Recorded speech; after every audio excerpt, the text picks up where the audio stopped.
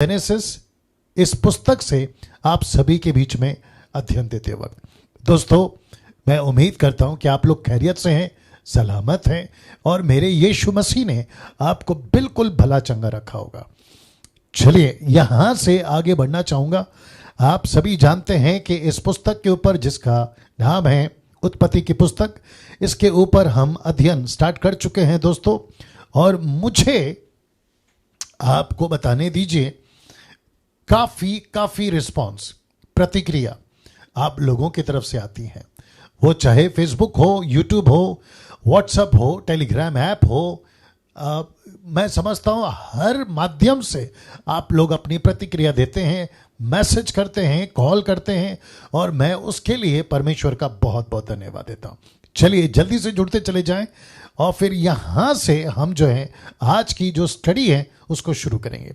मसीह मंथन बैठक world group page से मैं लाइव आ रहा हूं और साथ ही साथ मेरा जो पर्सनल पेज है डैनियल राज, मैं वहां से भी लाइव आ रहा हूं। आप लोग वहां से भी मुझे देख पा रहे होंगे ना। दोस्तों कुछ चीज़ें जो जल्दी से कर लेता हूं वह यह है कि आपको याद दिलाता चलूं कि मसीह मंथन बैठक एक ग्रुप चलता है टेलीग्राम ऐप पर। आपने अगर अभी तक अपने आप को उससे कनेक्ट नहीं किया है तो मैं चाहता हूं कि जल्दी से कर लें। और उसकी वजह यह है कि ये जो ग्रुप है ये बहुत जल्द पूरे भारत में नहीं बल्कि पूरी दुनिया में एक बहुत बड़ा मसीह के देह में, द बॉडी ऑफ क्राइस्ट में एक इम्पैक्ट, एक प्रभाव, सच्ची शिक्षा का, खरी शिक्षा का, जिसको कहते हैं साउंड डॉक्ट्रिन, उसके ऊपर ये बहुत तेजी से और लगातार काम करता रहने वाला है। इसलिए मैं चाहता हूं कि अगर आपने अभी तक खुद को इससे नहीं जोड़ा है जल्दी से जोड़ लीजिएगा। बहुत सारे साधन, बहुत सारे जरिए से जुड़ने के आपको हम बताते आ रहे हैं कि कैसे जुड़ना है। और साथ ही साथ आपको ये नंबर दिए गए हैं, ये पहले शुरू के 3 नंबर और उसके बाद के ये 3 नंबर, तो टोटल 6 नंबर। जी दोस्तों, टोटल ऐसे 6 नंबर हैं जो आपको दिए गए हैं। मैं चाहता हूं कि आप लोग जितनी तादाद में इससे जुड़ सकें जुड़िएगा। खरी शिक्षा के ऊपर हमारा फोकस है। बहुत सारे छुपे चेहरे दाऊद के, वो चाहे गली में, शहर में या सिटीज में या फिर नेशंस में, आप जहां कहीं से भी हैं, आपका स्वागत है इस अद्भुत प्रोग्राम, इस अद्भुत ग्रुप में जिसका नाम है मसीह मंथन बैठक। जी दोस्तों, आपका स्वागत करता हूं इसमें ना। विशेष करके मैं चाहता हूं कि जितने पास्टर्स हैं, आप जिस किसी भी शहर से, नेशन से, देश या विदेश से, या फिर आप जिस किसी भी डिनोमिनेशन से, आप सभी पास्टरों का मैं स्वागत करता हूं इस एमएमबी वर्ल्ड ग्रुप से जुड़ने के लिए ना। कुछ चीजें हैं जैसे कि कल्ट ग्रुप्स, जो जवा विटनेस, माता यरूशलेम, ओनली जीसस, साथ ही साथ एलिमिनाटीज, और एक और ग्रुप है और वह है सर्वशक्तिमान बिजली चमकना, ऐसा कुछ कोरिया से कोई ग्रुप स्टार्ट हुआ है। ऐसे सभी ग्रुप्स को हम जो है स्वीकार नहीं करते हैं। और साथ ही साथ टंग्स, अन्य भाषा, जो कि जिब्रिश, जिसको मैं कहता हूं ग्लोसा नहीं, जिब्रिश, जो बाइबल की अन्य भाषा है, उसको डैनियल राज विश्वास करता है। मैं रिपीट कर दूं कि जो बाइबल के अंदर जिस अन्य भाषा का जिक्र है उसको डैनियल राज विश्वास करता है, लेकिन जो बाइबल में नहीं है, जिसको मैं जिब्रिश कहता हूं, जिसका कोई मतलब नहीं है, पौलुस बहुत साफ हिदायत देता है, क्या कहते हैं उसको, सलाह देता है, एडवाइस करता है कि जब तक अनुवाद ना हो अन्य भाषा नहीं बोली जाए। वो चाहे फेसबुक पर माइक में बात करना हो, यूट्यूब पर बात करना हो, पब्लिक प्लेस में बात करना हो, ऐसा किसी प्रकार की भाषा का इजाजत पौलुस नहीं देता जिसका अनुवाद ना हो। जी दोस्तों, बहुत सख्त तरीके से इसको मैं बोल रहा हूं ना। साथ ही साथ विशेष करके जितनी महिलाएं हैं, आपका हम स्वागत करते हैं। और आप जो सेविकाई करना चाहती हैं, आप चाहे शादीशुदा हो या ना हो, आपको जज्बा है, जुनून है, आपको एक तड़प है यीशु के वचन का प्रचार करने की, हम सब आपका स्वागत करते हैं इस मसीह मंथन वर्ल्ड ग्रुप से जुड़ने के लिए। आपको प्लेटफॉर्म दिया जाएगा। आप चर्च स्टार्ट करना चाहती हैं, आपका स्वागत है। आप मिनिस्ट्री करना चाहती हैं, आपका स्वागत है। और मसीह मंथन आपको वो सारी जरूरत है, वो सभी चीजें आपको मुहैया कराएगा जो एक चर्च देता है। आगे आप समझदार हैं मैं कहां तक बात कर रहा हूं, आप लोग समझ रहे होंगे। साथ ही साथ जिन भाई बहनों के पास में कलीसिया नहीं है, मसीह मंथन बैठक ऑनलाइन ग्रुप आपका स्वागत करता है ऑनलाइन चर्च से जुड़ने के लिए।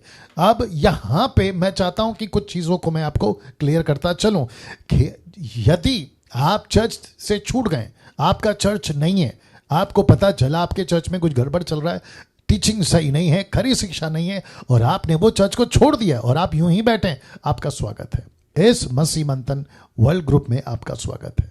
आप जिस किसी भी कंट्री से, आपका स्वागत है। बाकी हम सारी जरूरतें आपकी पूरी करेंगे। बैप्टिज्म सर्टिफिकेट, डेडिकेशन सर्टिफिकेट, मैयत कराना, शादी कराना, बेटी की बेटे की, या ऐसी सभी जरूरतें आपको जो है मसीह मंथन मुहैया कराएगा। साथ ही साथ मसीह मंथन ऑनलाइन ग्रुप जो चर्च चलता है, आपको उसकी जानकारी दे देते हैं कि कौन से टाइम पर कौन सा चर्च चलता है ना। ये सब आप देख सकते हैं यहाँ पे टोटल 5 चर्च, और फिर उसके बाद एक और 5 चर्च का मैं डिटेल दे दूंगा।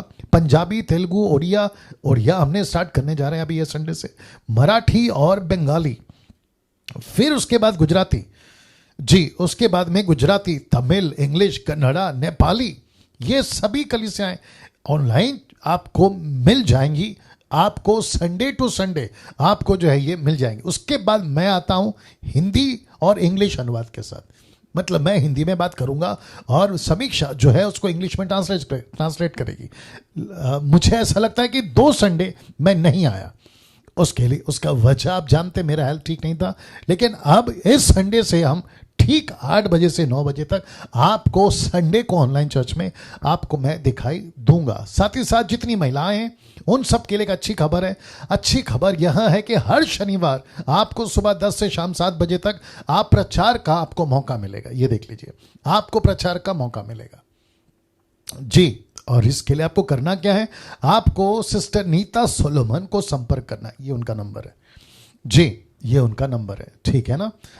साथ ही साथ इस नंबर पे आप मुझे फोन कर सकते हैं, सवाल पूछ सकते हैं, बातचीत कर सकते हैं। आपको जो भी चाहिए आप मुझसे बात कर सकते हैं दोपहर को 2 से शाम 6 बजे तक।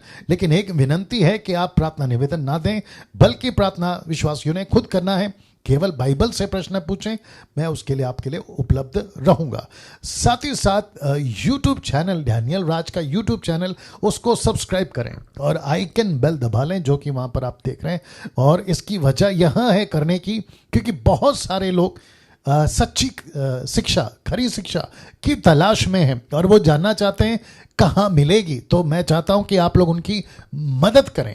जैसे आप लोग कोई चीज़ों को सलाह देते हैं, ये खरीद लो तो अच्छा है, ऐसा वाला ले लो तो अच्छा है, इसको सुन लो तो अच्छा है, वैसे मैं चाहता हूं कि शहर शहर, गांव गांव आप लोग जो हैं मेरे चैनल को प्रमोट करें, शिक्षा को प्रमोट करें। उसकी वजह यह है कि डैनियल राज यूट्यूब चैनल से पैसे नहीं कमाता। किसी प्रकार का कोई फीस, 500, 300, ऐसा कोई फीस मैं नहीं रखता। मुफ्त की शिक्षा या फिर फ्री आपको दिया जाता है, ठीक है ना। तो उसकी जानकारी दूसरों को पहुंचाएं। और किस तरीके की शिक्षा है, मैं घमंड नहीं कर रहा हूं, लेकिन मुझे यिर्मयाह की किताब 9:23 कहता है कि अगर घमंड करना है तो प्रभु में करे। तो जो प्रचार, जो प्रकाशन या जो नॉलेज प्रभु मुझे दे रहा है, मैं उस चीज का घमंड करता हूं और आप तक पहुंचा रहा मुफ्त में, किसी तरीके का कोई पैसा नहीं लेता हूं, ठीक है ना। और दूसरों को भी आप प्रमोट करें कि आप इस प्रोग्राम को देखें, डैनियल राज के वीडियोस को देखें, शिक्षाओं को हासिल करें। और क्या क्या टॉपिक पे बात किया, डैनियल की पुस्तक कंप्लीट कर दिया, प्रकाशित वाक्य कंप्लीट कर दिया, rapture, pre rapture, post rapture, mid rapture, इन सभी के ऊपर बात कर चुका हूं। Sons of God, daughters of man, इनके ऊपर बात कर चुका हूं। अभी बात चल रही है उत्पत्ति की किताब की, जो कि बहुत बड़ा चैलेंज मैं समझता हूं पुस्तक है ये, और जिसकी बहुत सारी ज्ञान की बातें आपके बीच में रखता चला आ रहा हूं। तो उम्मीद करता हूं कि आप ऐसा जरूर करोगे, दूसरों को रिकमेंड करोगे ना। बात करते हैं दशमांश की। बहुत सारे लोगों के पास में यह प्रश्न है, मैंने पीछे कर दिया। बहुत सारे लोगों के पास में यह प्रश्न है कि पास्टर डैनियल, हम दशमांश का क्या करें, कहां दें, किसको दें। तो मैं सबसे पहले आपको बता दूं कि जब तक मसीह मंथन ऑफिशियली अकाउंट अपना डिक्लेयर नहीं करता, जो कि बहुत जल्द हम करने जा रहे हैं, मैं समझता हूं कि आपके बीच में मैं रखूंगा उसकी डिटेल, तब तक आप अपने पास ही रखें उसको, ठीक है ना। आपका जो पैसा है, आपका जो ताइत है, आपका जो दशमांश है, आप उसको अपने पास ही रखें। 10 क्यों, 15, 20, 25, 50, आप जैसा ठीक समझते हैं वो अपने पास में रखें, या किसी गरीब की मदद करें। अब वो कौन गरीब है आपके आसपास, आप देखिए, या किसी सच्चे सेवक को दे, नहीं पता तो हमें पूछिए, या किसी जरूरतमंद मसीह परिवार को, अगर नहीं जानते हमें पूछिए। वॉलंटियर्स, माफ करें, एडमिन जो हमारे हैं, आप उनसे बात कर सकते हैं, वो आपको मार्गदर्शन करेंगे। तो ऐसे करते हुए आप क्या कर सकते हैं, आपका जो दशमांश है, आप इस तरीके से ये इसकी स्क्रीनशॉट ले लीजिएगा ताकि आपको पढ़ने में आसानी हो ना। दोस्तों, मैं वेट कर रहा हूं कि 900 लोग जल्दी से कनेक्ट हो जाएं। 710 लोग जुड़ गए। और सबसे पहले मैं चाहता हूं कि आपके बीच में आज जिस विषय पे हम बात करेंगे उसकी स्लाइड रख देता हूं, फिर उसके बाद बात करते हैं। और साथ ही साथ मुझे आप लोग अपनी एक 3-2 मिनट की या 1 मिनट की, मैं समझता हूँ, वीडियो बनाएं। आप लोग कैसे देखते हैं, मुझे कहाँ से देखते हैं? ग्रुप से अगर आप देखते हैं, टीवी सेट किए हैं तो वहाँ से अगर आप देखते हैं, तो मैं चाहता हूँ कि आप मुझे जो है उसमें कनेक्ट करें, या फिर मुझे आप उसकी वीडियो बनाकर आप दिखाएं। जी, आज का जो अध्याय है वह है अध्याय 14, चैप्टर 14। इसके ऊपर मैं बात करूंगा, तो जल्दी से कनेक्ट हो जाएं। बहुत सारे लोग आज शायद थोड़ा लेट है, क्या पता नहीं, लेकिन फिर भी 750 लोग जुड़ गए। मैं वेट कर रहा हूं, जल्दी से आइए ताकि हम जो है आगे बढ़ सके। आज सब कुछ ठीक से चल रहा है, मैं समझता हूं कि किसी प्रकार की कोई दिक्कत नहीं है अभी तक। आवाज़ ठीक से आ रही है आप सभी तक? आप लोग नीचे टाइप कर सकते हैं, आप कहाँ से देखते हैं वो टाइप कर सकते हैं, कौन से कंट्री से, कौन से नेशन से आप देखते हैं वो आप टाइप कर सकते हैं, मसीह मंथन से एमएमबी आप टाइप कर सकते हैं, मेरी मिनिस्ट्री ग्रेस मिनिस्ट्री जीएमटी आप वो टाइप कर सकते हैं। और आप लोग जहाँ से भी हैं आप जो है वो अपना परिचय दे सकते हैं। और साथ ही साथ मैं रिक्वेस्ट करता हूँ कि आप लोग जो ये क्या कहते हैं उसको, थंब का या हार्ट का जो सिंबल है उसको जारी रखें। टिक टिक टिक टिक चलते रहना चाहिए, आपका हाथ जो है ना वो चलते रहना चाहिए, ठीक है ना? या चलिए, ओके, मैं समझता हूं कि अभी 800 के आसपास आ चुके हैं। या समीक्षा कह रही है ऑल इज परफेक्ट। चलिए, थैंक यू समीक्षा जी। ओके, 800 का वेट कर रहा हूं, 800। All is good sir, Narendra Rao, thank you Narendra. चलिए, ओके, 800 का आंकड़ा वेट कर रहा हूं। जैसे ही 800 हो जाते हैं हम आगे बढ़ेंगे ना। वापस कहता हूं कि आज जिस अध्याय पे हम बात करने जा रहे हैं वह है अध्याय नंबर 14, यानी कि चैप्टर 14। इसके ऊपर जो है आज हम बात करेंगे। जी, 800 हो चुके हैं, मैं समझता हूं कि बाकी लोग धीरे धीरे आ जाएंगे। चलिए, आप लोग तैयार हैं? आपका घर, इवन चर्च जहां आप सेट करके बैठे हैं, क्या सब कुछ तैयार है? नोटबुक, आपका बाइबल, सब कुछ तैयार कर लीजिए, क्योंकि अब यहां से हम जो है सीधा टेक ऑफ करेंगे। अच्छा, साथ ही साथ यूट्यूब पे अभी जितने लोग कनेक्ट हो रहे हैं, जब ये अपलोड हो जाएगा, आप लोग अभी देख रहे होंगे, आपका भी स्वागत करता हूं। 1,20,000 सब्सक्राइबर्स अभी तक हो चुके हैं, मैं उसके लिए परमेश्वर का धन्यवाद देता हूं।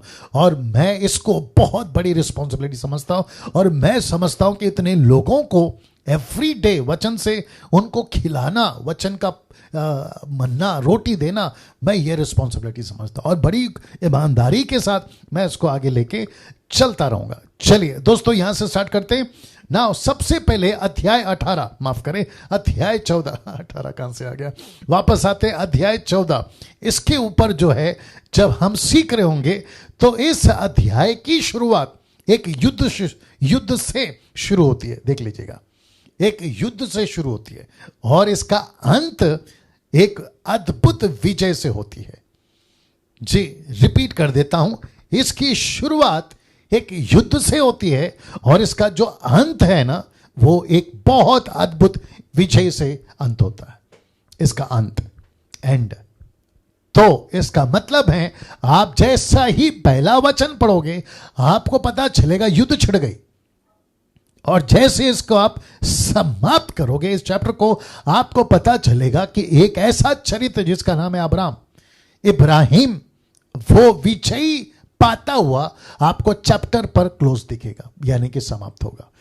तो कैसा है, कैसे होता है किसने युद्ध छेड़ी, किसके साथ छेड़ी, विजय कैसे हासिल करी, इन सभी चीजों को आज आपके बीच में रखने जा रहा हूं। तो सबसे पहला वचन आपके बीच में पढ़ेंगे, और जो कि यहां पे कम से कम 4 राजा, मैं रिपीट कर दूं, 4 राजा जिसकी कलर मैंने चेंज करी है, आपके बीच में पढ़ने जा रहा हूं। वचन 1 अध्याय 14 वचन 1 चैप्टर 14 वर्स 1, जो कि कहता है, शिनार के राजा अमरपेल और एलासर के राजा अरयोक और एलाम के राजा कोर्दलो ओमेर। विचित्र नाम है दोस्तों, क्या करें, पढ़ना पड़ेगा। और गोयीम के राजा तिद्धाल के दिनों में ऐसा हुआ। तो एक है अमरपेल, दूसरा है अयोक, तीसरा है ओर्दलो ओमेर, और चौथा है तिद्दाल। ये सभी एक ऐसा ग्रुप है जिसको हम कहेंगे ग्रुप 1, जिसमें 4 राजा आते हैं। आपके बीच में रखता चला जाऊंगा। फिर उसके बाद में वचन 2 में 5 राजा है।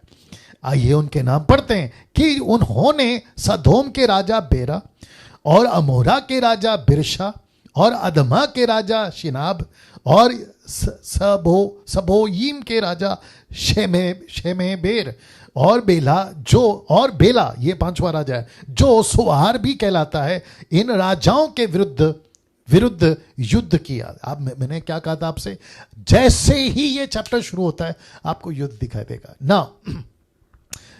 900 लोग जुड़ गए हैं। आज मुझे लगता है कि काफी लोग लेट आ रहे हैं। चलिए कोई बात नहीं, वापस आते हैं। मैं रिपीट कर दूं, इस पुस्तक की शुरुआत युद्ध से शुरू होती है, इसका अंत बहुत बड़े विजय के साथ, अद्भुत विजय के साथ। लेकिन यहां पे टोटल 2 ग्रुप हैं और टोटल 9 राजा हैं।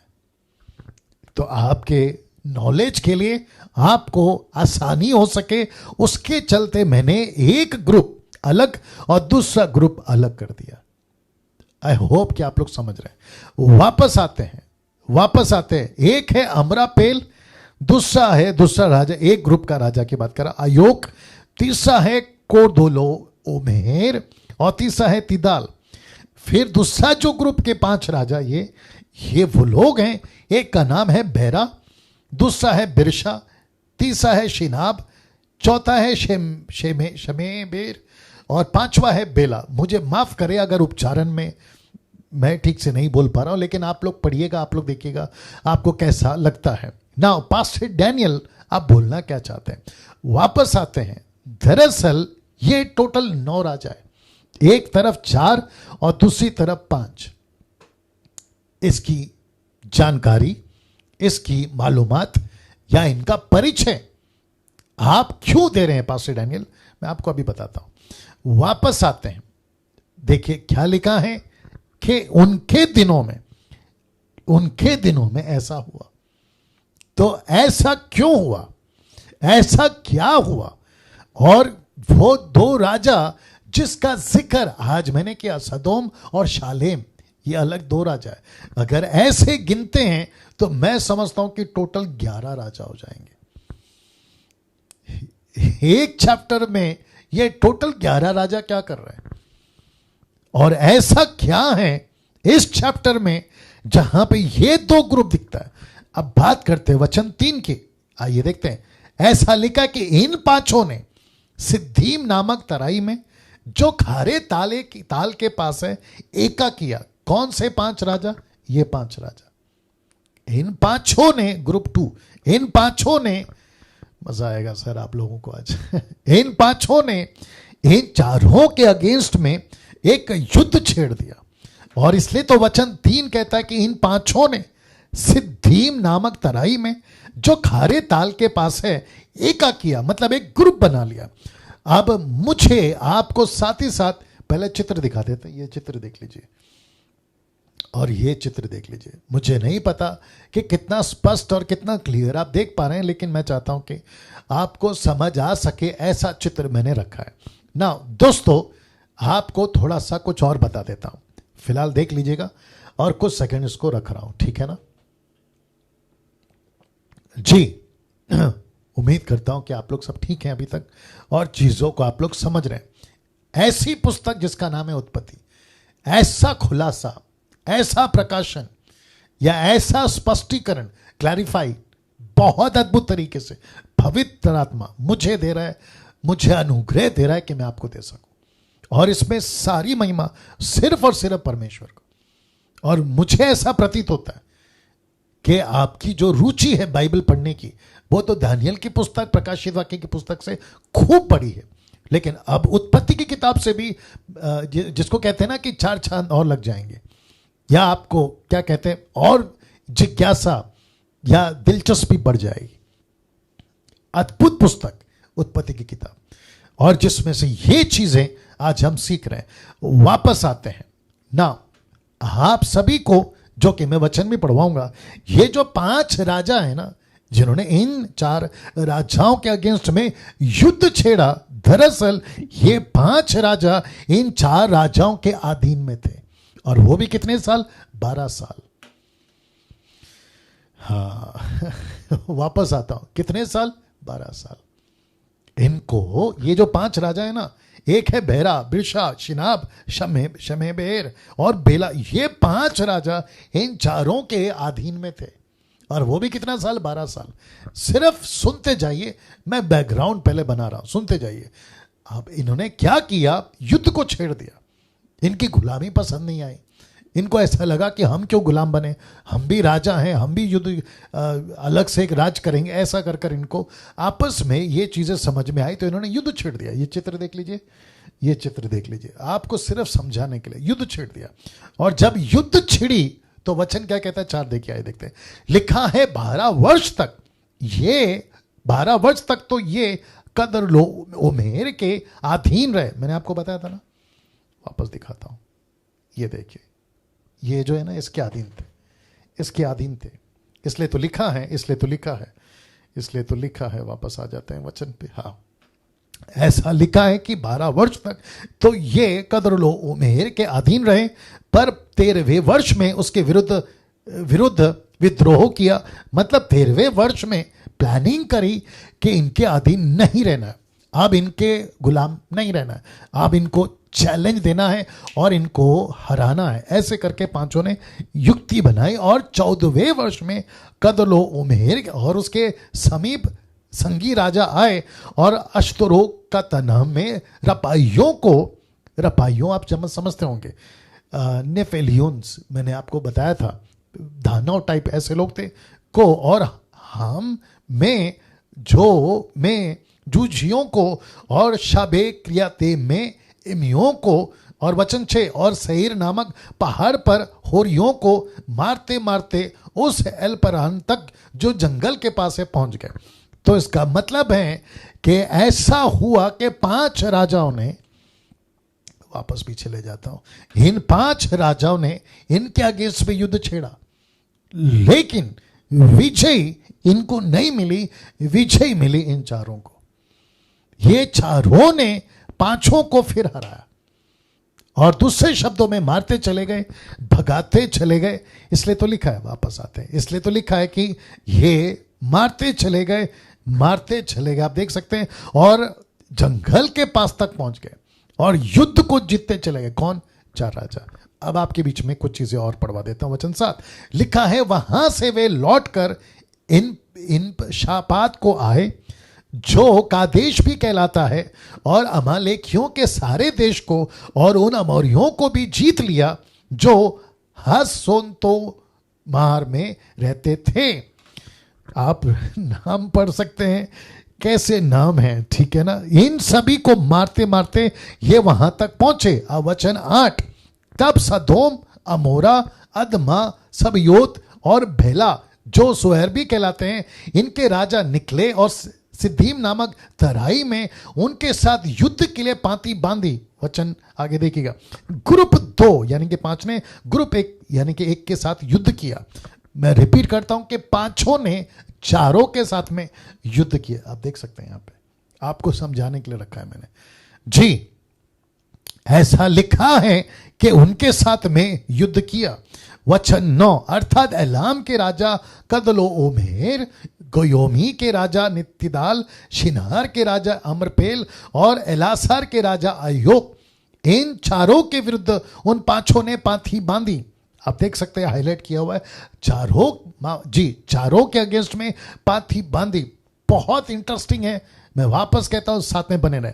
वचन 10, सिद्दीक नामक तराई में जहां लसार मिट्टी के गड्ढे थे, सदोम और अमोरा के राजा भागते भागते उसमें गिर पड़े और जो बचे वे पहाड़ों पर भाग गए। वचन 11, तब वे सदोम और अमोरा के सारे धन और भोजन वस्तु को लूट लाट कर चले गए। ग्रुप ए यानी कि 4 ने ग्रुप 2 यानी कि 5 राजाओं को हरा दिया। आप देख सकते हैं जी।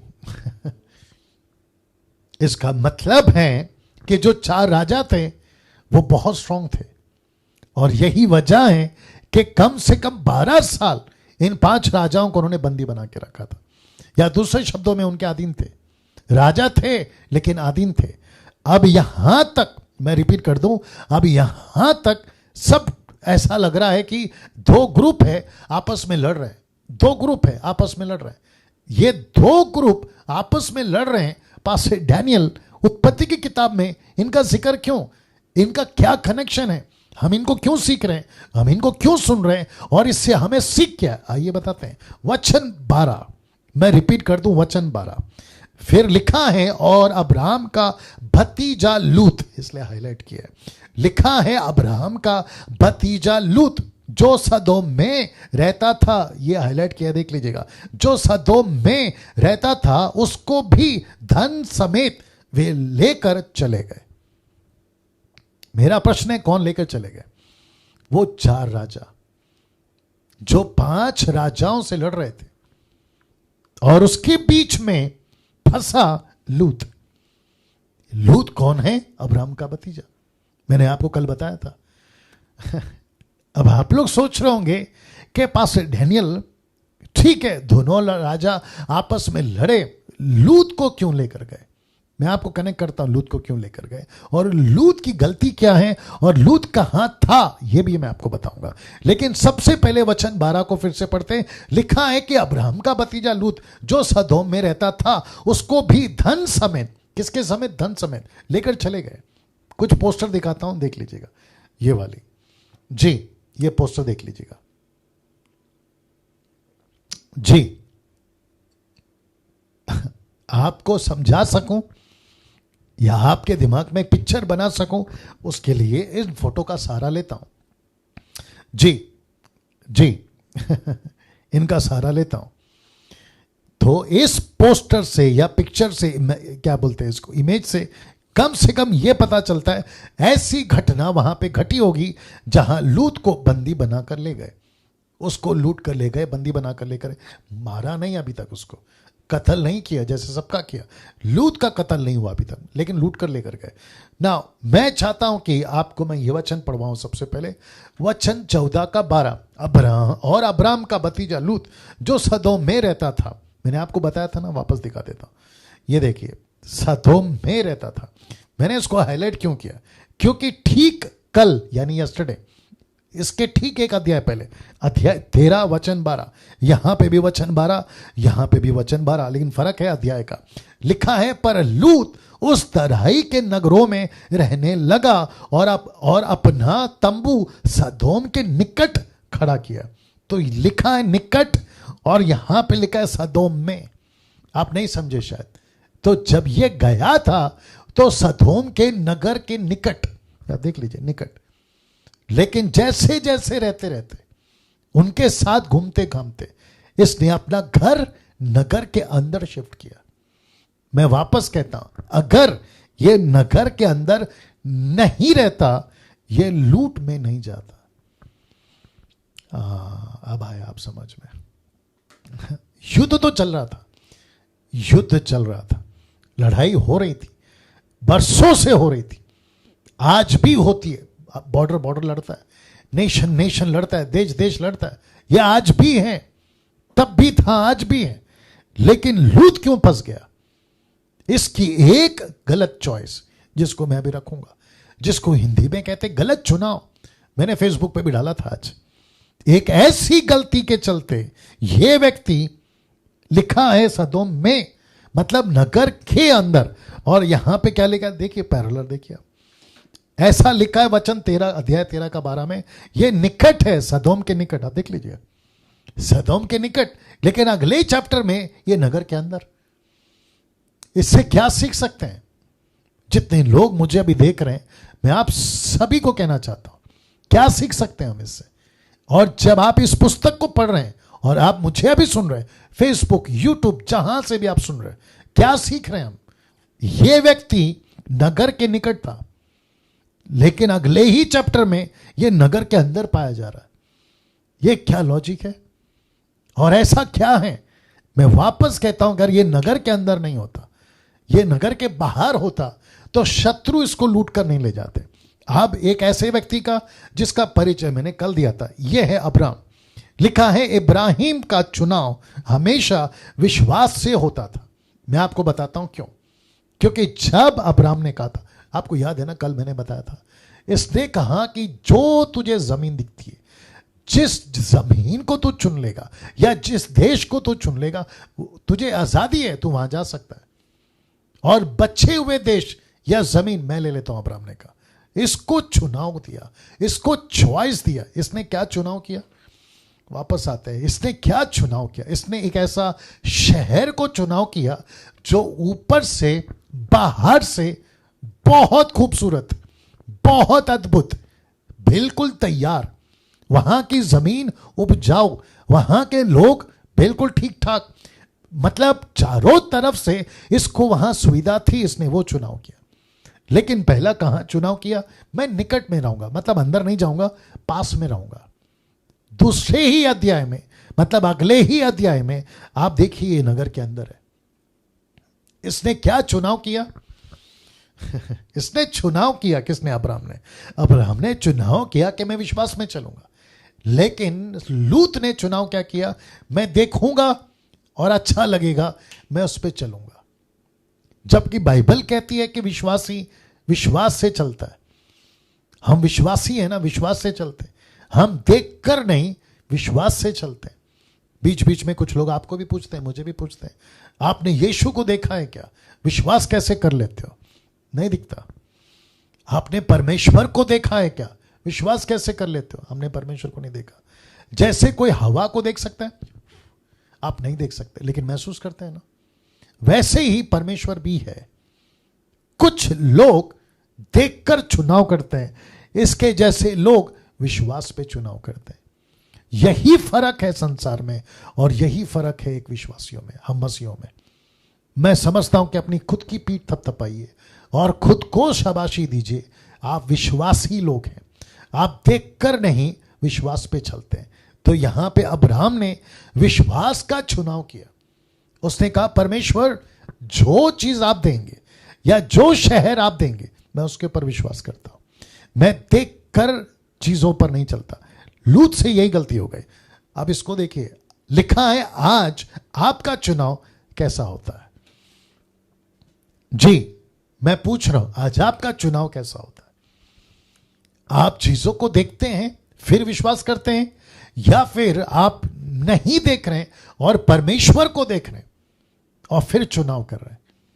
और आप परमेश्वर को कह रहे हैं, परमेश्वर आपकी मर्जी, आप जैसा ले जाना चाहें। कल मैंने बताया था आपको, मुझे नहीं पता इस वक्त यहां पर आपके अंदर क्या हो रहा है, लेकिन मैं आपको बता दूं, अगर आपने गलत चुनाव किया है, जितनी जल्दी हो सके वहां से हट जाइए। क्योंकि कम से कम 9 राजा, एक ग्रुप 4 का, एक ग्रुप 5 का, आपस में लड़ते लड़ते आपके शहर पहुंच रहे हैं, आपस में लड़ते लड़ते आपके घर पर पहुंच रहे हैं। और कहीं ऐसा ना हो जाए कि लड़ाई उनकी है, युद्ध उनका है, समस्या उनकी है, आप सिर्फ रह रहे थे गलत चुनाव के चलते, और आप उसमें पिस जाए, आप उसमें पिस जाए। और ऐसी गलती कितनी बार विश्वासियों ने करी है, मुझे नहीं पता। इधर देखिए, इसलिए क्या लिखा है पता है? लिखा है कि एक गलत चुनाव सब कुछ खत्म कर सकता है। एक गलत चुनाव। मैं इसके ऊपर कुछ बात करूंगा आज, लेकिन मैं चाहता हूं कि आपका ये जो भेजना है ना, थम या हार्ट का सिंबल, इसको भेजते रहिए, टिक टिक टिक टिक चलते रहना चाहिए ये, या हाथ चलाते रहिए, लिखते रहिए, नोट्स बनाइए, आप जैसे ठीक समझे आप करते रहिए। और वापस आते इसके ऊपर लिखा है एक गलत चुनाव सब कुछ खत्म कर सकता है। अभी मुझे जो सुन रहा है फेसबुक और यूट्यूब पे, आप जहां से भी सुन रहे देख रहे हैं, मैं आप सभी को कहना चाहता हूं आपके लाइफ में एक गलत चुनाव आपका सब कुछ खत्म किया होगा। वो चाहे नौकरी का क्षेत्र हो, आपने देखा नौकरी अच्छी है, सैलरी अच्छी है, सब कुछ अच्छा है, ऑफिस अच्छा है, सारी सुविधाएं, लेकिन वो विश्वास पे नहीं था, वो परमेश्वर का अरेंजमेंट नहीं था, वो आपका खुद का अरेंजमेंट था। गलत चुनाव, सब कुछ खत्म। वो चाहे शादी की बात हो, लाइफ पार्टनर चुनने की बात हो, कोई बिजनेस की बात हो। मुझे इस वक्त में याद आ रहा है, एक मित्र हैं, या फिर आप बोलना चाहें चर्च के मेंबर हैं, सदस्य हैं, वर्शिपर हैं, बहुत अच्छे हैं, मीरज से आते हैं, उनका नाम शशांक है। वो बीच में बता रहा था मुझे कुछ ये जो कोरोना वायरस और लॉकडाउन के पहले की घटना के बाद, जब मैं मिला था पहली बार, वो बता रहा था कि उसने एक बिजनेस स्टार्ट करने के लिए प्लान किया। पोट्री मुर्गी का फॉर्म को क्या बोलते हैं? हाँ, मुर्गी का बिजनेस, पोट्री जो भी है ना। उसने एक जमीन खरीदने का प्लान करा, मीरज की बात है, मीरज सांगली के आसपास में। और फिर ऐसा हुआ, वो किसी कारण से उसको लीडिंग नहीं हो रही थी कि मैं इसको खरीदूं, और ठीक अगले महीने या कुछ महीने के बाद टोटल मीरज में, आप सभी जानते घटना घटी थी, बारिश आई थी, बाढ़ आ गई थी, पूरा पानी पानी और सब कुछ तबाह हो गया था। उसको परमेश्वर ने रोका। सब कुछ अच्छा था, जमीन अच्छी थी, पैसा भी अच्छा खासा मिल रहा था, और उसको लगा, लेकिन उसने प्रार्थना किया, लेकिन उसको लीड नहीं हुआ। वैसे ही कई बार एक गलत चुनाव सब कुछ खत्म। मैं सिर्फ एग्जाम्पल दे रहा हूं शशांक का, बाकी आप समझदार हैं। आपके लाइफ में आप खुद जानते हैं कि कितनी बार आपको ऐसा लगा यार ये अच्छा है, और आपने जल्दबाजी में कदम उठाया बिना प्रार्थना के। वो चाहे नौकरी के लिए अब्रॉड जाना हो, या किसी बिजनेस के लिए अप्लाई करना हो, ये सभी चीजों में हम जल्दबाजी कर बैठते हैं। और इसलिए लिखा एक गलत चुनाव सब कुछ खत्म। देखिए ना इसने क्या चुनाव किया। पहला लिखा है कि उसने सदोम को चुना। सदोम आपको पता है, मैं आपको वचन भी बताऊंगा, करप्ट था वो परमेश्वर की नजर में, ठीक नहीं था वो, उसके निकट जाके रहने लगा। और अगले ही चैप्टर में वो उसके अंदर, इसका चुनाव, इसलिए वापस कहता हूं, वापस आ रहा हूं, एक गलत चुनाव सब कुछ खत्म। अगर इस वक्त में आपको पता है आपने क्या चुनाव किया, वो पैसे का भी मामला हो सकता है। पैसे के ऊपर तो आज बात करूंगा मैं। दोस्तों कैसा लग रहा है मुझे प्लीज टाइप करके बताते रहे, या फिर अपनी प्रतिक्रिया कल भी दे सकते हैं आप लोग फोन करके। कैसे लग रहा है, क्या हो रहा है यहां पे, जरा सोचिए। एक गलत चुनाव सब कुछ खत्म। जी, वचन 13 आपके बीच में रखने जा रहा हूं। लिखा है कि तब एक जन जो भागकर बच निकला, किसके पास से? लूत के पास से।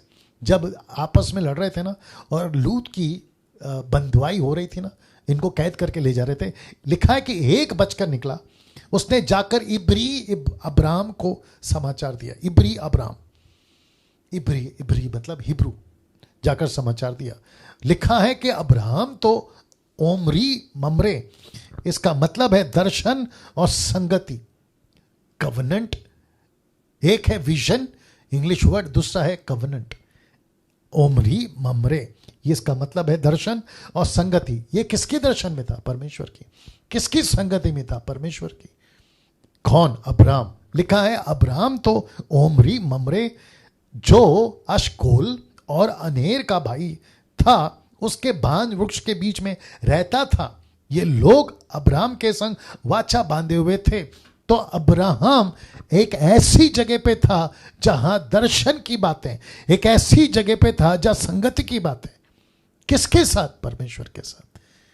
इसी के चलते अब्राहम ने सही चुनाव किया। वापस रख रहा हूं, इसका सही चुनाव। इसका चुनाव हमेशा क्या होता था पता है? प्रभु तू कहां ले जा रहा है? इसलिए बच गया ये। ना जैसे ही इसको खबर मिली, वचन 13 में, आइए देखते हैं वचन 14 क्या कहता है। यह सुनकर कि उसका भतीजा बंदी बना लिया गया। कौन? लूत। लिखा है अब्राहम ने अपने 318 शिक्षित, मैं रिपीट कर दूं, 318 शिक्षित युद्ध कौशल में निपुण दासों को लेकर जो उसके कुटुंब में उत्पन्न हुए थे, अस्त्र शस्त्र धारण करके धान तक उनका पीछा किया। किसका? 4 राजाओं का, जो सब कुछ लूट कर लेकर गए थे। और उसमें लूत भी है, इसका भतीजा। कितने सिपाही? 318। 318 क्यों पास्टर डैनियल? नहीं पता। 318 ही क्यों? नहीं पता। जो चीज नहीं लिखी है मैं आपको पहले ही बता चुका हूं, उसका कोई मतलब नहीं है बताने से। फोर्सफुली या फिर जबरदस्ती मैं किसी प्रकार का कोई लॉजिक नहीं देना चाहता। 318 का मतलब ये, 318 का मतलब नो नो नो, मैं नहीं बताना चाहता। 318 लिखा है तो 318 है वो जी। अब हमको समझना होगा कि गिदोन के पास में 32,000 थे, लेकिन युद्ध में कितने गए? 300। वैसे ही दाऊद के साथ में 600। सिकलग में, पहला शमूएल 3 अध्याय 30 चैप्टर में 600 सिपाही, या 318, गिदोन के 300। क्या लॉजिक है? नहीं पता। 300 लोमड़ी सैमसन जिसको लेकर आग लगाया पूंछ पे वो भी 300। नहीं पता क्या लॉजिक है, नहीं पता। लेकिन लिखा 318 लेकर गए जो युद्ध में निपुण थे। इसका मतलब है कि अब्राहम जो है ना, वो टोटली क्या कहते हैं, पूरी तरह से फिट था। उसके लोग फिट थे, ये फिट था, अच्छा खासा क्या कहते हैं ना, पूरी तरह से इसका दबदबा जहां भी जाता था वहां रहता था। किसी के साथ में किसी का अत्याचार नहीं, बिल्कुल परफेक्ट। ऐसा व्यक्ति जब पता चला तो इसने 318 लिया। आइए देखते हैं वचन 15 क्या कहता है। और लिखा है रात को अपने दासों को अलग अलग, रात को अपने दासों को अलग अलग दल बांधकर उन पर चढ़ाई करा के उनको मार लिया, और होबा तक जो दमिश्क की उत्तर की ओर है उनका पीछा किया। मतलब 4 राजाओं को जीत लिया। वाह! वचन 16 पढ़वाऊंगा मैं आपको, इंटरेस्टिंग है। लेकिन फिलहाल यहां पे देखते हैं। ऐसा लिखा है कि रात को अपने दासों को अलग अलग दल बांधकर उन पर चढ़ाई की। अब एक पॉइंट है यहां पे, लेकर आता हूं, पहले वचन रख देता हूं। लिखा है 318। अब आप सोचिए 318 लोगों को लेकर ये युद्ध पे निकलता है और जीत भी जाता है। और अपोजिट में कितने राजा हैं? 4। एक एक राजा के पास में कितने सिपाही है? कोई काउंट नहीं है। लेकिन कम से कम इतना तो पक्का है कि 318 से ज्यादा होंगे। लेकिन ये विजय पाता है कैसे? वही तो बता रहा हूं ना। जब आपके साथ परमेश्वर, मैंने क्या कल कहा था आपसे, एक है विश्वास, दूसरा आज्ञाकारिता, तीसरा क्या था? परमेश्वर का साथ। जब इसके साथ परमेश्वर है और ये सही ट्रैक पे है, तो आप खुद ही सोचिए ना विजय किसकी होगी। मैं जब इसको स्टडी कर रहा था और जब इसको प्रिपेयर कर रहा था आज के शाम के लिए आपके लिए, मेरे दिमाग में चल रहा था कि प्रभु, वो जो 4 राजा है उनके दिमाग में क्या चल रहा होगा। अभी अभी 5 राजाओं को हराए। एक ऐसा कैरेक्टर जो ना राजा है ना योद्धा है, जिसका नाम है अब्राहम, क्या कहते हैं उसको, बंजारा। ऐसे घूमते घूमते कभी इधर तो कभी उधर, नहीं पता कौन है, ना इसका कोई बैकग्राउंड है राजाओं का, युद्ध का, ऐसा कुछ नहीं है। अगर ये हम पर रात को चढ़ाई कर रहा है और 4 राजाओं ने बोला यार रिलैक्स करो, कुछ नहीं कर सकता है ये आदमी, हमसे क्या जीतेगा, इसका तो कोई रिकॉर्ड तक नहीं है, अचानक से मार के खत्म कर देता है। सोच के देखिए आप, अब्राहम का दबदबा, और उसके बाद जो हिस्ट्री क्रिएट की होगी इस आदमी ने, जिसका नाम है अब्राहम। और जब ये कहीं जाता होगा, क्या चर्चा हुई होगी, सोचिए आप। अरे ये वही अब्राहम है जिसने 4 राजाओं को ऐसे ही मार दिया। और सिर्फ किसके लिए? मैं वचन 16 पढ़वाता हूं, आपको अच्छा लगेगा। लिखा है और वह मतलब अब्राहम, लिखा है और वह सारे धन को और अपने भतीजे लूत और उसके धन को और स्त्रियों को और सब बंदियों को लौटा ले आया। क्या बात है। अब आप सोचिए, ये जीतता भी है, उनको खत्म भी करता है, उनकी प्रॉपर्टी भी छीनता है, अपने भतीजे को भी बचाता है, उसकी प्रॉपर्टी को भी ले लेता है और सबको बचाकर ऐसा लिखा है लौटा ले आया। ये कैसे हो गया? वाह, ये कैसे हो गया दोस्तों?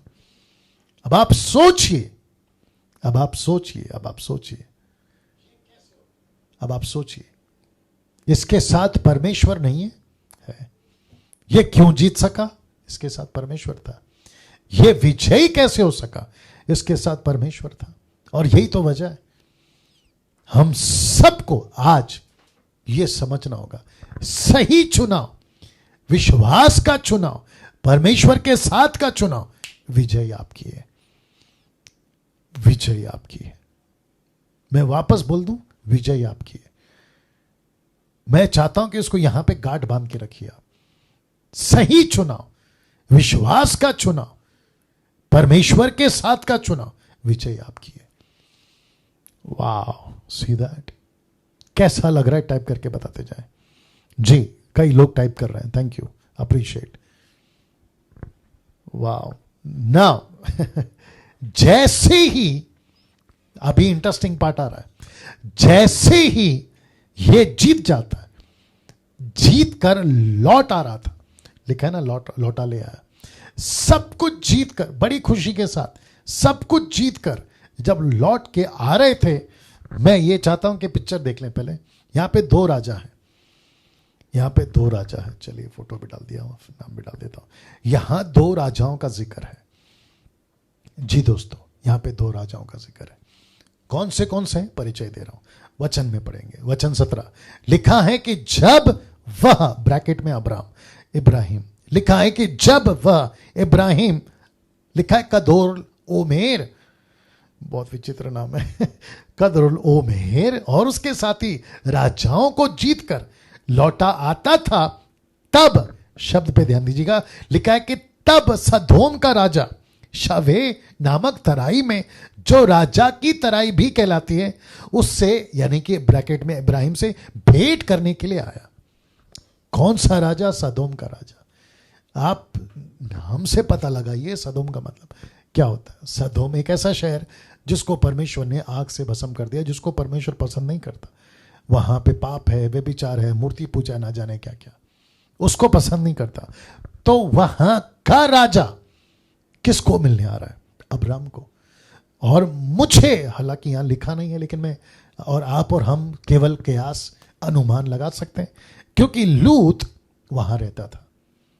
तो राजा सदोम ने कहा, मैं तो नहीं जीत सका, मैं तो नहीं लड़ सका, और क्यों लड़ेगा, कैसे जीतेगा? परमेश्वर उसके साथ नहीं है ना, अब्राम के साथ है। लेकिन सदोम के राजा को लगा, एक काम करते हैं, पैसा तो नहीं चाहिए, लेकिन जो मेरे लोग गए थे ना, मैं उनको वापस ला लेता हूं। और उसमें लूत भी है, याद रखो, लूत भी है अब जरा मजा देखिए। जैसे ही राजा सदोम उसको मिलने आता है, वचन 18, फिर डायरेक्ट एंट्री दूसरे राजा की, जो कि मैं आपको बता रहा हूं कौन सा है। तब शालेम का राजा मलका सिदिक, जैसा आपको ठीक लगे, लिखा है कि तब शालेम का राजा मलका सिदिक, जो परम प्रधान ईश्वर का याजक था, रोटी और दाख मधु ले आया। तो इसका मतलब है, पोस्टर देख लीजिए, इसका मतलब है यहां पे दो राजा है। एक है धार्मिकता को का राजा यह दर्शाता है, दूसरा है संसारिकता को दर्शाता है। एक राजा धार्मिकता को दर्शाता है और दूसरा राजा संसारिकता को दर्शाता है, इसलिए मैंने लिखा है ये दो राजा। वापस फोटो दिखा देता हूं, ये दो राजा, एक इस तरफ, एक इस तरफ। आप देख सकते हैं कि अब्राम जो है, ये वाला फोटो देख लीजिएगा, अब्राहम जो है उससे रोटी और दाखरस ले रहा है। यहां पे दो राजा हैं, ये एक राजा सदोम का राजा, दूसरा है शालेम का राजा, और ये दोनों को दर्शाता है, दोनों राजा दर्शाते हैं। एक है धार्मिकता को दर्शाता है और दूसरा सांसारिकता को दर्शाता है। क्या कभी आपने सुना था, क्या कभी आपने पढ़ा था? इस 14वें अध्याय में यहां पे दो राजा का जिक्र है, एक संसार, दूसरा धार्मिकता। ये डे 1 से चल रहा है, दो लाइन, एक गॉडली लाइन, एक है अनगॉडली लाइन। धार्मिकता की लाइन, अधार्मिकता की लाइन।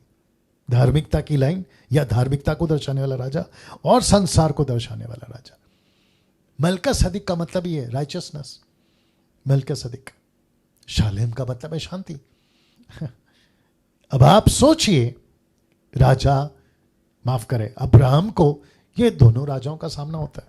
मैं आपको एक इंटरेस्टिंग पार्ट बताने से पहले आपको पहला बता देता हूं कि इब्रानियों की किताब में शालेम के राजा के बारे में क्या लिखा है। इब्रानियों 7 का 1 से 3 तक में यहां पे लिखा है, यह मलकसदिक शालेम का राजा और परम प्रधान परमेश्वर का याजक, सर्वदा याजक बना रहता है। यीशु की बात हो रही है। फिर लिखा है कि जब इब्राहिम राजाओं को मारकर लौट जाता था तो उसी ने उसे भेंट करके उसे आशीष दी। इसी को इब्राहिम ने सब वस्तुओं का दशमांश भी दिया। आज दशमांश के ऊपर भी बात करूंगा। दिया, इसी को अब्राहम ने सब वस्तुओं का दशमांश भी दिया। यह पहले अपने नाम के अर्थ के अनुसार, याद रखिए, नाम के अर्थ के अनुसार धर्म का राजा। याद आ गया आपको धार्मिकता जी। लिखा है धर्म का राजा और शालेम अर्थात शांति का राजा है, जिसका ना तो पिता ना माता ना वंशावली, जिनके ना दिनों का आदि है और ना जीवन का अंत, परंतु परमेश्वर के पुत्र के स्वरूप ठहरा, यीशु के प्रतीक में। नाउ पास्टर डैनियल, क्या हम इसको यीशु बोलें? जी नहीं। क्या ये यीशु है? जी नहीं। जब मूसा लिख रहा है तो वो याजक का जिक्र कर रहा है। कहां से आया नहीं पता।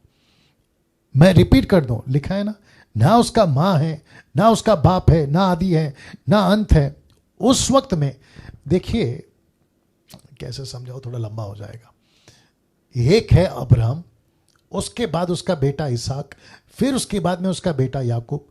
याकूब से 12 गोत्र आते हैं और उसमें एक गोत्र आता है लेवी। तो लिवाइट्स याजक का पद को पाए थे। वो भी कितने समय के बाद? कम से कम 1000 साल के बाद। इतना लंबा समय के बाद का यह घटना है। तो यहां पे याजक कहां से आ गया? मैंने आपको क्या कहा था? सब अपोक्लिप्टिक है, दृश्य में, चिन्ह के रूप में, ताकि उसका प्रतिरूप। यीशु चट्टान नहीं है, यीशु पत्थर नहीं है, लेकिन 40 साल जंगल में एक प्रतीक के रूप में, चट्टान के रूप में यीशु चला ना। दाखरस और रोटी प्रतीक है, 1 कुरिन्थियों 11:23 प्रतीक है, एग्जाम्पल है। यीशु रोटी और दाखरस नहीं है, प्रतीक है। आगे आप समझदार हैं।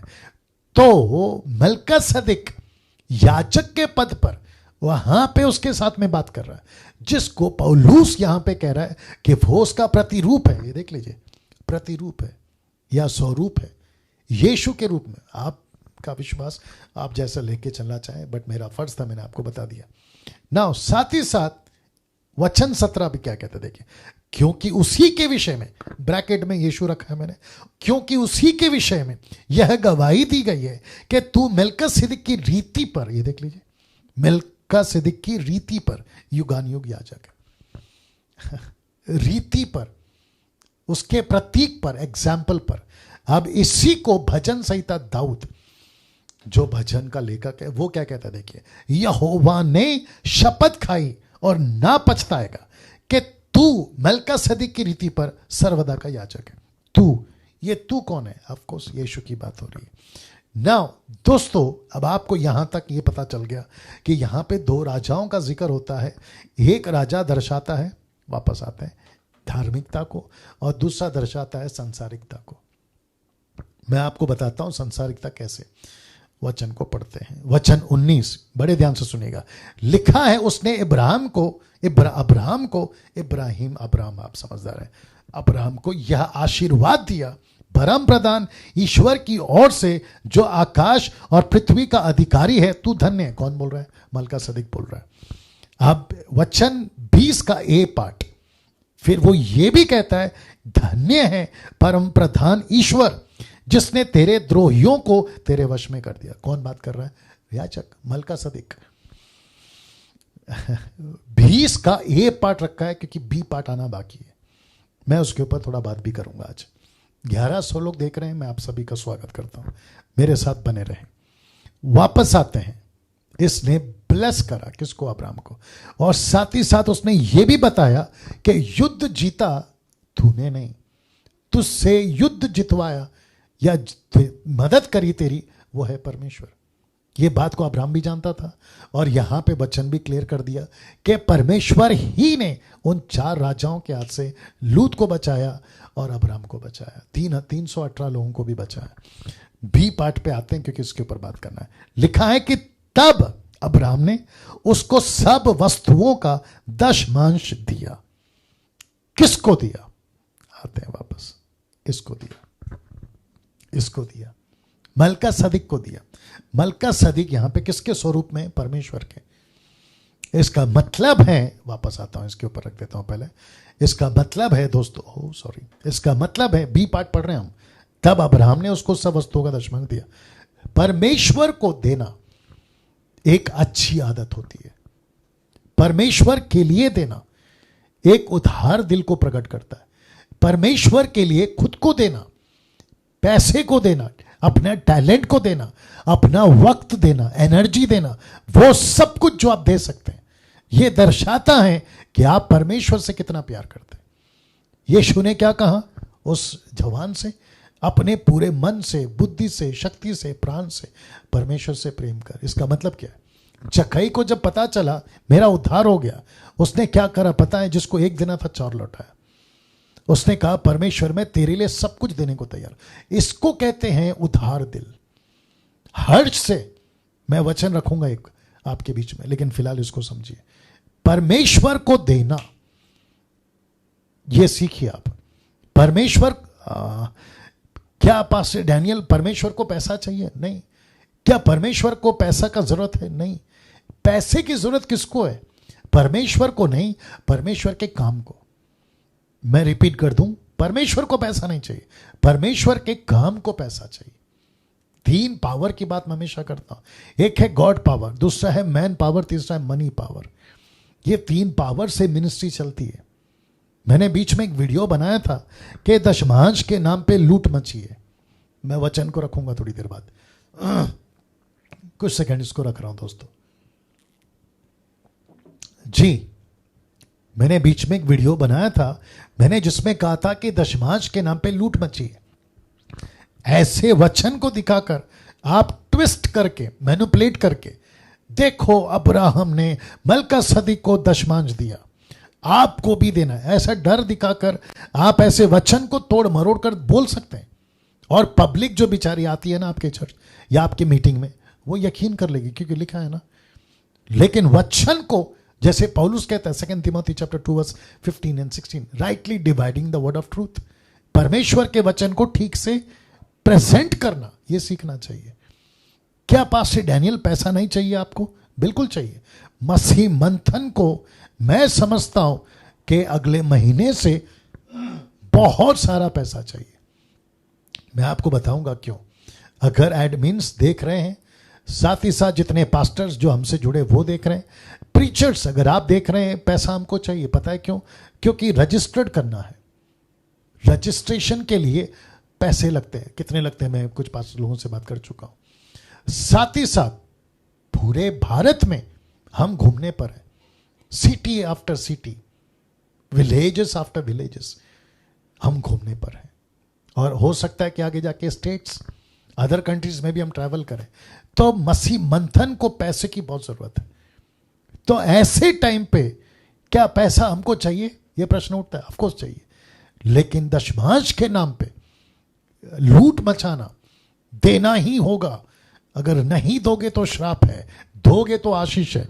तब जाकर यह वचन आपके बीच में रख रहा हूं, देख लीजिएगा। 2 कुरिन्थियों 9:7 क्या लिखता है? लिखा है कि हर एक जन, वो कौन सा जन है मुझे नहीं मालूम, लिखा है कि हर एक जन जैसा मन में ठाने वैसा ही दान करे, वैसा ही दान करे। मैं रखूंगा 2 तरीके आपके बीच में, फिलहाल इसको पढ़ लेते हैं। लिखा है वैसा ही दान करे, ना कुड़ कुड़ के और ना दबाव से, क्योंकि परमेश्वर हर्ष से देने वालों से प्रेम रखता है। 2 तरीके बता दे रहा हूं। 2 तरीके से आप अपना दान दे सकते हैं। ये 2 तरीका, इसको हमेशा याद रखना। एक है बुद्धि का इस्तेमाल करो। एक है आपके बुद्धि का इस्तेमाल करो, और दूसरा है परमेश्वर की अगुवाई से दो। मैंने बुद्धि को पहले क्यों डाला, मैंने परमेश्वर को बाद में क्यों डाला, मैं आपको बताता हूं। बुद्धि क्या कहती है पता है? कहां दे रहे हो, क्यों दे रहे हो, कैसे दे रहे हो, किसको दे रहे हो। वाह, ये बुद्धि कहती है। और फिर जब आपको पता चलता है मैं सही जगह पे दे रहा हूं, तब आप कहते हो परमेश्वर आपकी अगुवाई, मैं यहां पैसा दे रहा हूं, आपकी अगुवाई, मैं मसीह मंथन के लिए दे रहा हूं, आपकी अगुवाई, मैं रमेश राव को दे रहा हूं, आपकी अगुवाई, ऐसो जैसों को मैं मदद कर रहा हूं, आपकी अगुवाई। तब ये दो तरीका आपको हेल्प करता है, आपका पैसा सही जगह पे जाए, आपका पैसा सही जगह पे जाए। मैं वापस आता हूं इसके ऊपर, वापस आता हूं इसके ऊपर। लिखा है तब अब्राहम ने उसको सब वस्तुओं का दशमांश दिया। दशमांश का कॉन्सेप्ट तभी नहीं था, यह भी याद दिला दो। मूसा के समय में आया दशमांश, व्यवस्था मूसा के समय पे आया, दशमांश का सिस्टम मूसा के टाइम पे। लेकिन उसके पहले से ही अब्राहम के मन में क्यों लगा? ये कौन डालता है? ऑफ कोर्स परमेश्वर डालता है। जाके दो, कौन डालता है? परमेश्वर डालता है। इसलिए तो लिखा है ना, ये देखो ना, लिखा है हर एक जन जैसा मन में ठाने वैसा दान करे, क्योंकि परमेश्वर हर से देने वाले। तो कौन देगा आपको आवाज, कौन देगा? इसको मदद करो, परमेश्वर। तो ऐसे लोग जो अभी देख रहे हैं, मसीह मंथन वालों, आप लोग भी, ऐसे लोग हमको चाहिए जो हर्ष से दें, किसी दबाव से नहीं, किसी क्या कहते हैं ना, किसी प्रेशर से नहीं। मलाकी 3:10 का तो बिल्कुल भी डर नहीं, मलाकी 3 के डर से नहीं देना पैसा, क्योंकि वहां पे लिखा है कि सारे दान दशमांश भंडार में ले आओ। अगर लाते हो तो आशीष है, नहीं लाते तो श्राप है। वो इजरायलियों के लिए, वो यहूदियों के लिए था, वो कॉन्सेप्ट खत्म हो गया है। अब यहां पे हर्ष आ गया, देखो यहां पे ये आ गया। और आप 10 क्यों दे रहे हो सर? 20 दीजिए, 25 दीजिए, 30, 50, 100 दीजिए। ये 12 का माफ करें, ये 10 का क्या चक्कर है? इसलिए वापस कहता दो तरीके से, एक बुद्धि का इस्तेमाल करो, दूसरा परमेश्वर की अगुवाई। वक्त को ध्यान में रखना है क्योंकि 9 बज चुके हैं। वचन 21, लास्ट का पार्ट मिस नहीं करना, बहुत इंटरेस्टिंग है। लिखा है कि तब सदोम के राजा ने अब्राहम से कहा, क्या कहा? देखिए, प्राणियों को तो मुझे दे दे, मतलब इंसान, बच्चे, औरत मुझे दे दे। अगला लाइन देखिए क्या बोलता है। वो कहता है और धन को अपने पास रख। ये कौन सा राजा है? संसारिक, जिसका नाम है सदोम का राजा। क्या कहता है? देखो, कहता है कि मुझे प्राणियों को दे दे, भेड़, बकरी, इंसान, जानवर, बच्चे, ये सब मुझे दे दे, लेकिन पैसा तू ले ले। अब आप लोग नहीं समझे शायद। आपको पता है मूसा ने क्या कहा? माफ करें, अब्राहम ने क्या कहा? मैं आपको बाद में बताऊंगा अब्राहम ने क्या कहा। लेकिन ये व्यक्ति कितना चालाक है, देखो। कहता है दो राजा है, एक है सदोम का, दूसरा है शालेम का। एक है संसारिक, दूसरा है आत्मिक, धार्मिक, और एक है संसारिक। ये कहता है बच्चे, औरत, जानवर मुझे दे, पैसा तू रख ले। तब जाकर ये वचन मत्ती 6:24 क्या कहता है? लिखा है कोई मनुष्य 2 स्वामी की सेवा नहीं कर सकता, क्योंकि एक से बैर और दूसरे से प्रेम रखेगा, वह एक से मिला रहेगा, दूसरे को तुच्छ जानेगा। अब ये जो लाइन है ना, इसको ध्यान रखना। लिखा है कि तुम परमेश्वर और धन दोनों की सेवा नहीं कर सकते। ये जो शब्द है ना, तुम, मैं बात कर रहा हूं यहां पर, आप जितने लोग देख रहे हैं, मैं आपसे कह रहा हूं कि तुम मुझे इसके ऊपर थोड़ा बात करने दीजिए प्लीज। ये पैसा वापस रख देता हूं। ये कहता है मुझे पैसा नहीं चाहिए, पैसा आप रखो। तो इसका मतलब क्या है? कहां का पैसा है? सदोम का। कौन सा पैसा है? गलत पैसा।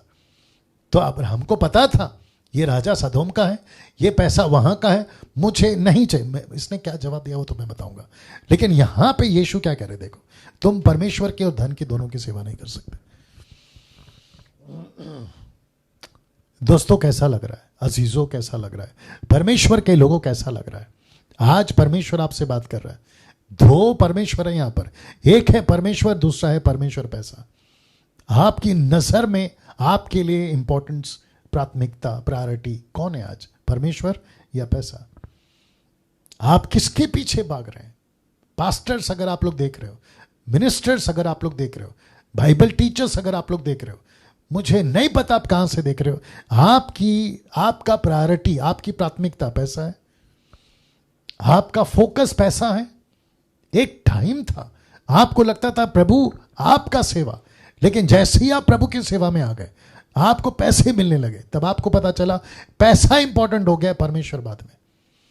और इस पैसे के चक्कर में पौलुस ने कितनी बातें करी है, मैं आपको क्या बताऊं। 1 तिमोथी 6वां अध्याय वचन 5, 6, 7, 8 लिखा है, पैसों के चक्कर में कई लोगों ने अपने विश्वास से खुद को भटका लिया या अलग हो गए। मैं वापस कह रहा हूं, आखिरी पार्ट इंपॉर्टेंट है, उसको आखिर तक बने रहिएगा। वापस आता हूं, पैसा इंपॉर्टेंट है क्या आपके लिए आज? पैसे के चक्कर में आप प्रभु से दूर हो गए, ये यूं ही नहीं लिखा है। और इसका 21 क्या कहता है, जहां तेरा धन वहां तेरा मन। वो मैंने नहीं डाला, आप लोग जानते हो उस वचन को। कैसा लग रहा है?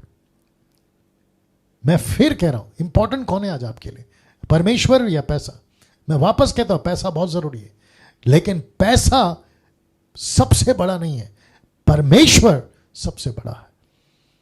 और पैसा तो ऐसे आता है, परमेश्वर के पीछे भागो, पैसा तो ऐसे आता है। परमेश्वर देगा ना पैसा।